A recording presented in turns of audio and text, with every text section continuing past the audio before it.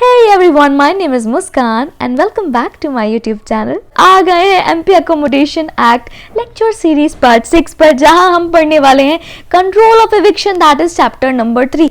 Most important chapter इस act का, सब जानते हैं, जो नहीं जानते उसको नोट कर लो। यहाँ मिलते हैं वो 16 ग्राउंड्स जिनके बेसिस पर हम कर सकते हैं टेनेंट को बेघर।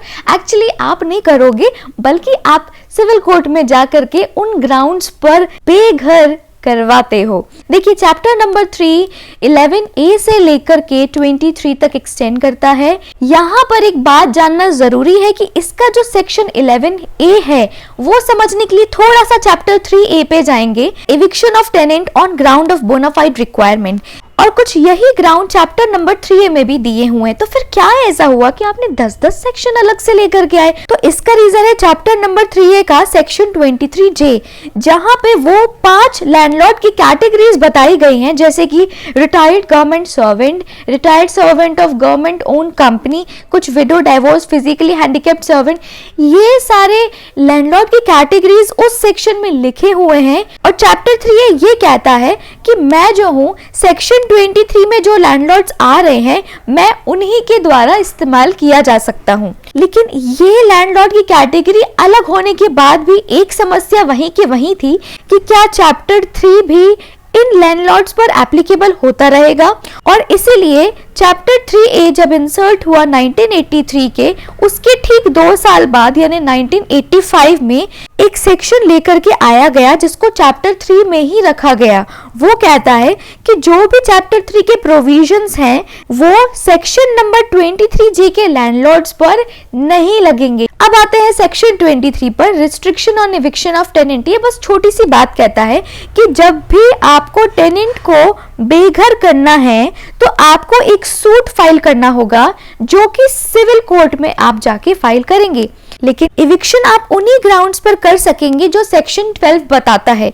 सेक्शन 12 में टोटल 11 सबसेक्शन है, जिसमें से सबसेक्शन 1 जो है आपको वो ग्राउंड्स बताता है जिनके बेसिस पर आप इविक्शन टेनेंट का करा सकते हैं। अब देख लेते हैं कि वो 16 ग्राउंड्स को याद कैसे रख सकते हैं। आप सब जानते होंगे कि ये 16 ग्राउंड्स को आपको सीक्वेंस में याद करना है, आप उनको शफल नहीं कर सकते हो। अब ऐसे में बड़ी समस्या होती है कि यार 16 कैसे याद रखेंगे, 1-2 तो चलो ठीक है।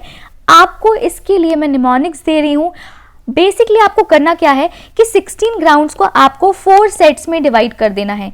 हर एक सेट में 4 ग्राउंड्स होंगे, 4 सेट्स हैं और हर सेट में 4 ग्राउंड्स हैं। पहले 8 ग्राउंड्स के निमोनिक्स सुनिए, ASDM। ठीक है, आप सबको पता है SDM, यहाँ पे है ASDM। ये क्या ऑर्डर कर रहे हैं? जिनकी भी residential building, non residential building जो अब अनसेफ या अनफिट हैं फॉर ह्यूमन हैबिटेशन, आप उनको बिल्डिंग या रिबिल्डिंग में डाल दीजिए। ऑर्डर कर रहे हैं कि आप उनको क्या कर दीजिए, बेसिकली ऑल्टर कर दीजिए, उनमें स्ट्रक्चरल चेंजेस ले आइए, उनको बिल्ड रिबिल्ड कर दो। ठीक है, तो ASDM ने ये सब ऑर्डर कर दिया है। ये तो आपको क्लियर हो गया होगा। लेकिन ASDM मीन्स कैसे? AS sublet, D denied title and M months, ASDM। ठीक है, अब जैसे ही आप ये छोटी सी स्टोरी अपने दिमाग में रखोगे, आपको ये 8 ग्राउंड्स बहुत इजीली इनके क्लॉजेस नंबर जो सही हैं उनके साथ आपको याद आ जाएगा। अब देख लेते हैं कि इन 8 ग्राउंड्स के रेलेवेंट सेक्शंस कौन से हैं।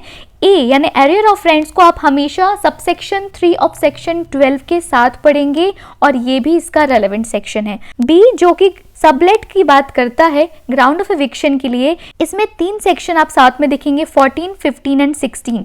16 इतना रेलेवेंट यहाँ नहीं होता है, लेकिन ये तीनों ही आप क्योंकि साथ में पढ़ते हैं सब टेनेंसी से रिलेटेड, इसलिए यहाँ लिख दिया गया है। सी डी में कोई स्पेसिफिक रेलेवेंट सेक्शन नहीं है और आप सोच रहे होगे शुक्र है। ठीक है, अब आते हैं बोनाफाइड रिक्वायरमेंट के रेलेवेंट सेक्शंस। तो E एंड F यानी जहां रेसिडेंशियल रिक्वायरमेंट है या नॉन रेसिडेंशियल रिक्वायरमेंट है, तो 3 सबसेक्शंस आपको हमेशा याद रखने हैं, 4, 5, 6। ठीक है, और इसका एक और रेलेवेंट सेक्शन है सेक्शन 17, इनको हमेशा साथ में पढ़ते हैं। फिर आता है G, H। G का अलग से कोई नहीं है, लेकिन H का सबसेक्शन 7 आपको पढ़ना है और ये हो जाता है 18 के साथ। आपके पास दो मेथड है कि या तो आप ए से लेकर के पी तक पहले पूरे ग्राउंड्स पढ़ लीजिए, उसके बाद आप सेक्शन 13 से लेकर के 18 और बाकी सब पढ़ें। लेकिन दूसरा मेथड ये होता है कि जो भी क्लॉजेज हैं आप उनके ग्राउंड्स के साथ साथ उनके रेलेवेंट सेक्शंस देखते जाइए। जो आज के लेक्चर में मैं आपको बताने वाली हूँ वो है रेलेवेंट सेक्शंस के साथ, क्योंकि आई थिंक ये दो चीजें करता है। एक तो जो भी सेक्शन है आपको वो बहुत अच्छे से उनकी सारी चीजें पता होता है, क्लैरिटी बहुत ज्यादा होती है, और दूसरा है लंबे समय तक याद रखना, जो कि सबसे ज्यादा इंपॉर्टेंट है। तो अब देख लेते हैं कि ग्राउंड ए यानी एरियर ऑफ रेंट में क्या है। सबसे पहले मान लेते हैं कि ये है एक लैंडलॉर्ड, इसको टेनेंट से करीब 2000 रुपए लेने हैं, ठीक है। तो अब ये क्या सोचेगा, ये सोचेगा यार ये जो अमाउंट है ऐसा तो है नहीं कि मैं स्टैंडर्ड रेंट से ज़्यादा ले रहा था, ठीक है, या बहुत ज़्यादा एक्सेस अमाउंट मैंने डिमांड करी थी। ये क्या था, लीगली रिकवरेबल था, यानी कि as per the provisions of this act जो भी बोला जाता है वैसा ही ये अमाउंट था, यानी कि वैध रूप से वसूली योग्य अमाउंट वो चाहता है। अब उसके पास ऑप्शन है कि वो एक डिमांड नोटिस सर्व करे टेनेंट को, और वो डिमांड नोटिस जिस दिन टेनेंट को मिला उससे 2 महीने के अंदर अंदर उसको पूरा अमाउंट पे करना है। अगर वो whole of the arrear of rent यानी कि पूरा किराया जो बकाया था वो नहीं देता, तब लैंडलॉर्ड क्या करेगा, वो सिविल कोर्ट में सूट फाइल करेगा, ठीक है। अब सिविल कोर्ट क्या करेगा, एक है सेक्शन नंबर 13 जिसको वो यूज करेगा। सेक्शन 13 शॉर्ट में मैं आपको बताती हूँ, ये कहता है कि in case arrear of rent है और टेनेंट उसको पे नहीं करा, तभी तो केस फाइल हुआ ना। तो अब क्या करेगा, कोर्ट बोलेगा कि ठीक है, जिस दिन से आपको समन मिले तो उसके 1 मंथ के अंदर आप जो अमाउंट ड्यू था, जो एरियर था, वो पहले तो पे कर दो। नंबर 1 कि इसको आप 1 महीने के अंदर अंदर पे कर दो, और दूसरी बात ये कि जब तक केस पेंडिंग है आप हर महीने अमाउंट जो भी आपका आता है किराया वो पे करते जाएं। अब सबसेक्शन 3 पे आ जाओ, सेक्शन 12 का सबसेक्शन 3, इसने क्या कह दिया कि टेनेंट को आप इविक्ट नहीं करोगे अगर वो सेक्शन 13 के अकॉर्डिंग पेमेंट करेगा। तो आपको समझ आया, अब आपको स्टोरी क्लियर हुई। लेकिन एक प्रोवाइजो है, वो एक नई कहानी बताता है। टेनेंट को अगर एक बार इस सबसेक्शन 3 का बेनिफिट मिल गया और वो कहते हैं ना लातों के भूत बातों से नहीं मानते, और ये ऐसा बदमाश है ये टेनेंट कि ये फिर से डिफॉल्ट करता है, और इस बार फॉर कंसेक्यूटिव 3 मंथ्स यानी कि लगातार 3 महीने तक इसने 1 रुपया नहीं दिया बेचारे लैंडलॉर्ड को। अब फिर से उसको सेक्शन 13 का बेनिफिट नहीं मिलेगा और इस बार उसको बिल्कुल लात मार के बाहर फेंक दिया जाएगा। लेकिन ये लैंडलॉर्ड नहीं करेगा, ये करेगा सिविल कोर्ट। अब सब लेटिंग पे आते हैं, तो देखिए इसको समझने के लिए टेनेंसी समझिए थोड़ा। तो टेनेंसी आप सब जानते हैं, एक पॉइंट पे हर एक स्टूडेंट जो है वो कहीं ना कहीं बाहर रहा होगा, जो नहीं रहे बट उन्हें पता तो होगा इस बारे में कि आप क्या करते हैं, एक घर किराए से लेते हैं तो exclusive right to enjoy the property आपके पास आ जाता है, ठीक है। कौन देता है, लैंडलॉर्ड दे देता है टेनेंट को। तो ये तो हो गई टेनेंसी। लेकिन सब लेटिंग में क्या होता है कि जो ट्रांसफर है आपका right to enjoy the property वो किसी थर्ड पार्टी के फेवर में जाता है, बट करता कौन है यहाँ पे, टेनेंट करता है। एक चीज आपको ध्यान रखनी है कि टेनेंट जो है वो सबलेट कर सकता है बट विथ परमिशन, बिना परमिशन के आप नहीं कर सकते हैं, और अगर किया तो इस ग्राउंड पर आपको बाहर फेंक दिया जाएगा, और यही है आपका क्लॉज बी का ग्राउंड। इसका एक केस है निर्मल कांता वर्सेस अशोक कुमार। अब इस केस में ये बताया गया है कि बर्डन ऑफ प्रूफ किस पे होता है कि सबलेट हुआ है, तो बर्डन ऑफ प्रूफ हमेशा लैंडलॉर्ड पर होता है कि सबलेट किया गया है। एक बार वो इनिशियल बर्डन स्टैब्लिश हो गया, अब जो ओनर्स है वो शिफ्ट हो जाता है टेनेंट पर कि अब आगे की चीज वो साबित करे कि जो भी बंदा यहाँ रहता है या जो भी सब टेनेंसी आपको दिख रही है एक्चुअल में वो वैसा नहीं है, और जो अकोमोडेशन है वो अभी भी मेरे ही पोजेशन में है। अब जो सबलेटिंग का ग्रुप है इस एक्ट में वो है 14, 15, 16। 16 यहाँ पे रेलेवेंट नहीं है तो हम यहाँ नहीं पढ़ेंगे, 14 एंड 15 देखते हैं। 14 कहता है बेसिकली कि अगर किसी टेनेंट को सबलेट करना है तो उसको लैंडलॉर्ड की प्रीवियस कंसेंट लगेगी, और वो कंसेंट राइटिंग फॉर्म में होना चाहिए, और उसके बाद ही वो सबलेट करेगा। और एक और बात कि लैंडलॉर्ड इस चीज के बदले कि यार ठीक है मैं तेरे को सबलेट के लिए अलाउ कर दूंगा, तू मुझे पैसे ज्यादा दे दे या पगड़ी दे दे, ये सब बातें अलाउड नहीं है। जिसको हम सेक्शन 6 में भी हमने देखा था कि टेनेंसी के लिए भी प्रीमियम पगड़ी अलाउड नहीं है और सब टेनेंसी के लिए भी प्रीमियम पगड़ी अलाउड नहीं है। ये बात कहता है सेक्शन 14 का सबसेक्शन 2। ये है सबसेक्शन 2। अब आ जाए सेक्शन 15 पर। सेक्शन 15 कहता है कि अगर टेनेंट ने लैंडलॉर्ड से परमिशन ले ली है कि वो सबलेट करेगा, अब जिस भी दिन सबलेट किया उसके 1 महीने के अंदर अंदर इस बात की जानकारी लैंडलॉर्ड को होना चाहिए। कौन करेगा, कौन नोटिस करेगा? या तो टेनेंट कर दे या फिर सब टेनेंट भी कर सकता है। ऑल्सो अगर टर्मिनेशन हो रहा है यानी कि वो जो सब टेनेंसी है वो खत्म हो रही है, उस बात की जानकारी भी 1 महीने के अंदर अंदर लैंडलॉर्ड को या तो टेनेंट या फिर सब टेनेंट दे सकते हैं। अब हम आते हैं ग्राउंड ऑफ एविक्शन सब टेनेंसी का जो है, ठीक है, वो क्या है कि या तो इस एक्ट के आने के पहले या एक्ट के आने के बाद कभी भी, ठीक है, अगर टेनेंट ने अनलॉफुली सबलेट किया, अनलॉफुल सबलेट आपको समझ में आया कि परमिशन नहीं ली थी और सबलेट कर दिया गया, या तो पूरा अकोमोडेशन या उसका कोई पार्ट, अभी उसके लिए वो कंसिडरेशन टेनेंट लेता है सब टेनेंट से या नहीं लेता है, ये बात हमें मैटर नहीं करती है।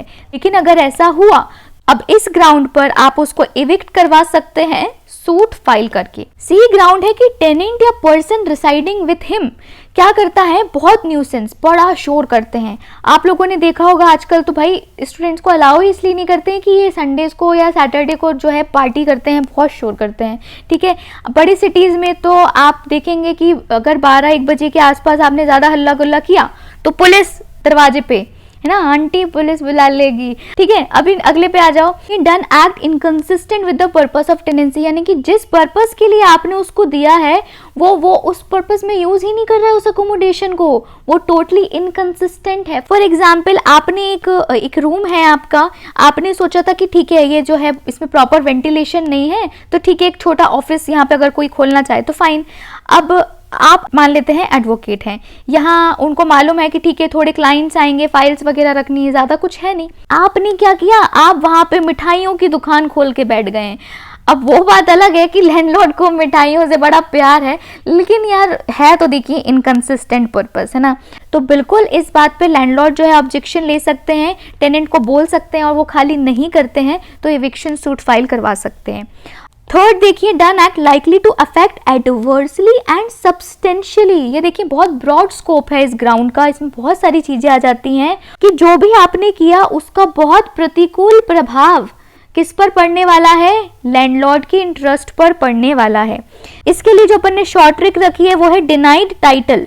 तो डिनाइड टाइटल जो है बेसिकली यहीं से आया है। वो कहता है ये जो लैंडलॉर्ड है ये मेरा लैंडलॉर्ड है ही नहीं, ठीक है, मैं इसका टेनेंट हूं ही नहीं। भाई इतना बड़ी बात कि एक तो तुम मेरे घर में रह रहे हो, दूसरी बात तुम कह रहे हो कि मैं ही उसका स्वामी ना हूं, मैं हूं उसका ओनर ना हूं, ये तो गलत बात है। तो इसको हम नहीं छोड़ेंगे इस बात के लिए, तो उन्हें घर से बेघर करना पड़ेगा। अब आ जाएं ग्राउंड डी पर, accommodation not used for which it was let, मतलब आपने जिस पर्पस के लिए उसको दिया था अकोमोडेशन को, प्रेमाइसेस को, वो उसके लिए यूज ही नहीं हो रहा है, ठीक है। और कोई कारण होता है हर चीज का, यहाँ कोई कारण नहीं है, ठीक है। और ऐसा कब तक हो गया, 6 महीने से इस्तेमाल नहीं किया जा रहा है बिना कारण दिए।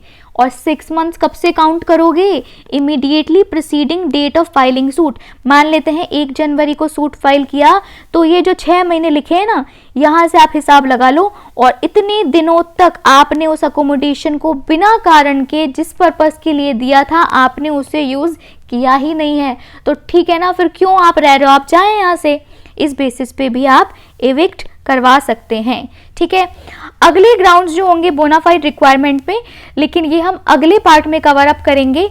Okay, so that's it for today. अगर आपको लगता है कि वाकई में आपके लिए ये जो वीडियोस हैं ये हेल्पफुल हैं और आपकी प्रिपरेशन में कहीं आपको हेल्प लगती है इनसे, तो प्लीज़ सब्सक्राइब कर दीजिए। आपके दोस्तों को इस चैनल के बारे में और बताएं, ये वीडियोज़ को भी आप शेयर करें। कुछ क्वेरी हो तो you can of course comment and like करना मत भूलिएगा। अगर आपने अभी तक टेलीग्राम और इंस्टाग्राम पर मुझे ज्वाइन नहीं करा है तो जल्दी से कर सकते हैं। और और बस इतना ही, खुश रहें, मुस्कुराते रहें, अगले पार्ट का ज़रूर इंतज़ार करें और तब तक के लिए बाय बाय, टेक केयर।